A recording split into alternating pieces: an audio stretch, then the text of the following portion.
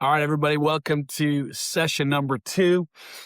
In this course, we're talking about writing, we're talking about publishing, we're going to build through and give you the story, a little bit of the launch and release of my number one seller and the literally bread and butter of my life. If you're wondering, can you really make money as an author? Absolutely. Okay. There's different ways to do that.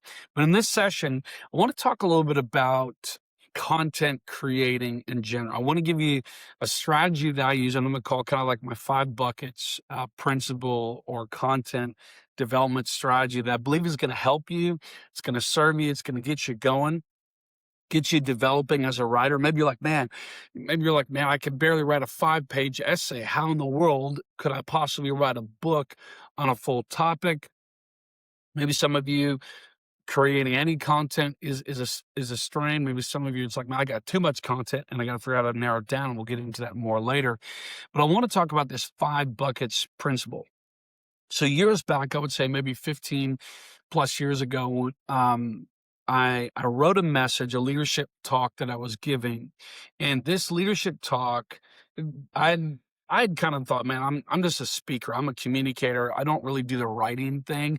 And so I had really downplayed it. And so I was teaching one time this leadership session on these principles of obscurity, which ultimately became this book 10 plus years later.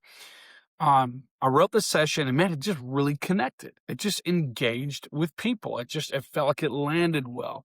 And someone said, man, you got to write on that. You got to talk more on that. I was like, I'm not a writer. I don't really do that. Well, I said, okay, I'm just going to give it a shot. I'm going to start writing around this topic.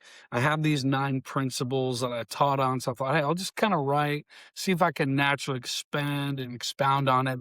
If it flows easy, I'll run with it. If not, whatever. I'm not going to force it. I'm not trying to I'm not trying to become a writer, become an author, just to add it to my Instagram bio or something like that. If it flows, cool. So I started writing and I was like, oh man, it just flowed. I was loving it. And I'll explain later why I shelved it for so long before I jumped back in and picked it back up in another session. But I want to talk about what that began to do in me, and then what I challenged myself to do to sharpen my writing skill. What I did is I was in a space where I was like, okay, I want to build. I want to develop and hone my skill as a writer. I want to be able to create more content. I want to be able to serve people with some of the stuff that I feel like is in me. And so what I did is I identified 5 kind of categories. And this I want to encourage you to do. Select 5 things, 5 areas of life that you feel like you got something to say in. Not necessarily that you feel like you're an expert in, or that you've got all the answers, or that you're the authoritative voice in it. But, probably don't choose parenting if you don't have kids. You know what I'm saying? And if you're currently a financial wreck, don't choose finances as your topic, right? Choose 5 areas you feel like you have something to say in. So for me, I've been in leadership for a while. I've been in ministry. So I chose things like leadership being one of them. I chose marriage being one of them because I've been married for a while. I chose communication and preaching. I chose a few different areas. What I did is literally like on my phone, on like a note-taking app. I used Evernote. I had 5 notes for, one for each of those areas. And what I started to do just throughout life, I started getting in the habit of seeing and sensing and receiving and being in kind of a content development mode by having those 5 buckets with those topics. All of a sudden in my reading, in my study, in my life, in my just day-to-day experiences, all of a sudden things related to those 5 areas would really become very obvious to me. And I would start taking starting thoughts and chucking them into my notes really quick, either writing them down, jotting them into my phone, throw them on the computer, whatever the deal was, right? So I would just compile and throw kind of starting thoughts, not worrying too much about if it was a great thought, if it was a complete thought, just chucking it in there, right? And then what would happen is at the end of the week, Friday or Saturday, I would take some time and I would use one of those social media scheduling apps. And I initially committed to say, hey, I want to share one solid thought Monday through Friday in the morning from one of the 5 buckets. Okay. So Monday morning, maybe I chose the leadership. And Tuesday, maybe it was the family, right? And I would just pick one. And what this did is then what I did is I forced myself to take the starting thoughts out of whatever bucket was, and I used the Twitter length of 140 characters and forced myself to say something of value in a really succinct way every single day, Monday through Friday, right? And so at first, honestly, this it felt like a challenge to just try to get a good thought, right? And it was kind of laboring. And it was tough because it was like, man, how do I say something of value in such a short time frame? And then I would schedule it for Twitter and Facebook, and maybe I'd post it to other areas, but I could schedule it for Twitter and Facebook specifically. And I disciplined myself. And here's what happened. Here's what I loved is as I started kind of getting the engine going of content creating, I found that initially I was just struggling to get a solid thought Monday through Friday. By the time I'd been going a year plus, and even before that, I found myself getting to a place where I had so much content that I was scheduling not just Monday through Friday, but all 7 days of the week, right? Monday through Sunday. And I started getting to a place where I was posting in the morning and at night. So I was basically sharing about 14 thoughts a week, kind of to the world. And some of them landed really, really well, and some of them didn't. Some of them got a lot of likes, a lot of shares, a lot of comments. Some of them it was complete crickets.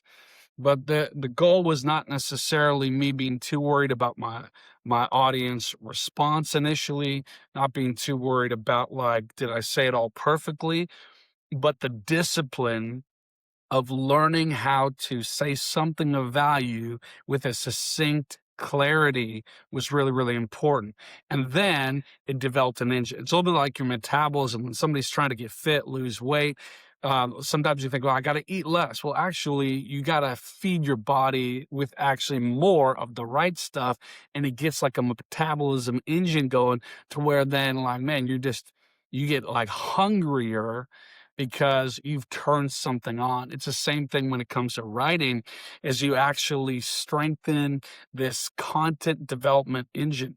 And then what it also does is as you start doing that more, you will see what people respond to. And not that you want to become a slave to people's approval, but having said that, if you are a writer, a creator, a producer, a content developer, you're also wanting to say, okay, how do I serve my audience well? How do I say things that are helpful? How do I say what they need to hear? I may be really passionate about a certain topic and I'm going to write about that. But also, I know that, man, people need to know more about how to raise great kids in a crazy world. Okay. So that's going to be a topic that I'm going to keep serving because, man, they're responding really, really well to that kind of a topic. Right. So it actually helped me learn what people really need, how I could really serve people well, and how I could really develop that topic. Okay. So I think that is essential, an essential part. So pick your 5 topics and make a commitment, whatever your schedule is. Can you do Monday through Friday, one thought a day? Can you do once a week? Can you do 3 times a week? Well, whatever you can commit yourself to. What it will also do is once you're writing a book, I feel like a lot of times people can ramble too much in books and not get to the point.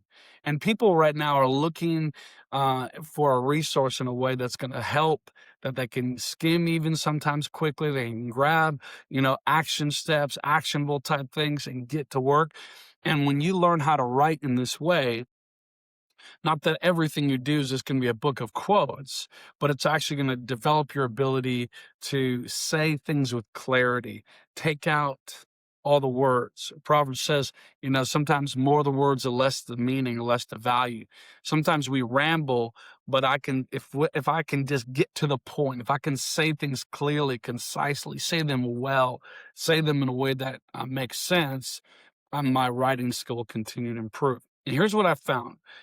I did for at least 3 years without missing a day. I committed to that post and writing those thoughts from those 5 buckets. And here's what I found. If you ever heard of Malcolm Gladwell, he has a principle he talks about called the 10,000 hour rule. The 10,000 hour rule is that it takes about 10,000 hours of something to get to a mastery type of a level. And I'm still growing and developing as a writer. But what I found was that about every year, I would get unsolicited feedback from people, on my social platforms going, man, your writing has just gone to another level. They would say things like that, man, and this content is just really leveled up. Man, it's like, okay, was I really doing anything different? Did I try some new strategy, some new writing skill? No, actually, all I was doing was just developing my proficiency, getting better at saying things well, getting better at saying and writing things in a way that could really serve people. Maybe some of you guys listening to this, you're also maybe in the speaking, communication, preaching, teaching world. Well, actually, the better you learn how to write, it actually also strengthens your preaching and teaching and lecturing and communication as well. So they all serve each other. Both speaking and writing really strengthen each other in a really, really good way. So make a commitment to become a content developer. Don't just think, I got this one book I want to write. Okay, that's cool. But what if you learn how to develop this engine of content development where you start getting into a habit of serving people things that matter, that help them, that encourage them? It's also a great way to test out thoughts about a book that you might write.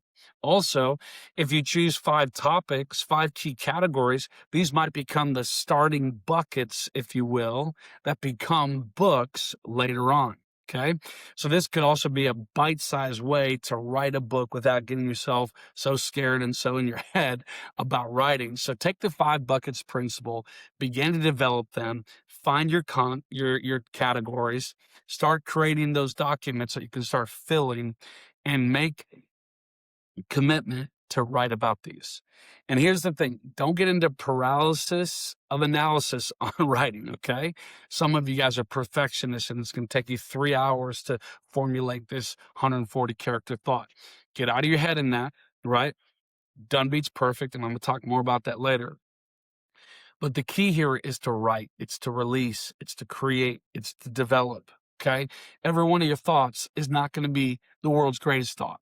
Okay. Some of them are just going to stack, but layer on layer on layer on layer, man, you're going to start serving people. And here's what this will also do, which builds to later on your ability to sell and release and produce books and actually make money at this. If you are building an audience, not just for the sake of trying to build an audience to sell to, but if you're building an audience by serving content that are actually helping people, then by just process of that reality, then when you do get ready to release that book, release that product, that resource, that devotional, that cookbook, that training manual, that workout, strategy, whatever it is that you're about to release, you're going to have an audience that's excited and ready and go, oh man, you got a book? Man, I've been waiting for you to release something because I need this. Okay. Hope that helps you. Hope that serves you. See you in the next session.